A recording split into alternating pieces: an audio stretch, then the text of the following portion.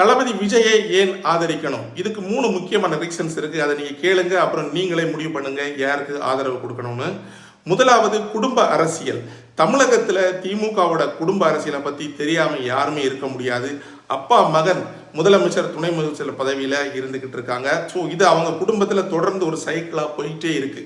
So இந்த குடும்ப அரசியல் முறையை மாற்றணும்னா நம்ம தமிழகத்துக்கு ஒரு மாற்றம் வேணும். தளபதி விஜய்க்கு நம்ம ஆதரவு அளிக்கணும். 2வது ஊழல். பல வருடங்கள் திமுக அதிமுக இங்க தமிழகத்தில் ஆட்சி செஞ்சுட்டு இருக்காங்க. ஆனா ஊழல்ல மட்டும் மாற்றம் வந்ததே கிடையாது. 2 கட்சிகளும் மாறி மாறி ஊழல் செய்துட்டு தான் இருக்காங்க. இப்போ வரைக்கும் ஊழல் நடந்துட்டு இருக்கு. அது உங்க எல்லாருக்குமே தெரியும். ஸோ இந்த ஊழல் நம்ம நாடை விட்டு போகணும் அப்படின்னு சொன்னா அதுக்கு நம்ம தளபதி விஜய்க்கு ஆதரவு அளிச்சே ஆகணும். 3வது மாற்றம் தான் ஒரு நாட்டுக்கு மிகவும் இன்றியமையாத விஷயம். ஏன்னா மாற்றம் வந்தாதான் ஏற்கனவே நடந்துட்டு இருக்க விஷயங்கள்ல எல்லாம் மாற்றம் வரும். நிர்வாகம் சரியா போகாம இருக்கிறது, ஊழல் நடக்கிறது, இது எல்லாமே தொடர்ந்து பல கட்சிகள் செஞ்சுட்டு வரும்போது ஒரு மாற்றம் அந்த இடத்துல வந்தா இது எல்லாத்துலேயும் ஒரு திருப்பு முனையா அமையும். ஸோ நம்ம தமிழகத்துக்கு மாபெரும் மாற்றம் தமிழகத்தோட தளபதி மாறணும்னா நம்ம தளபதி விஜய்க்கு ஆதரவு அளிச்சே ஆகணும்.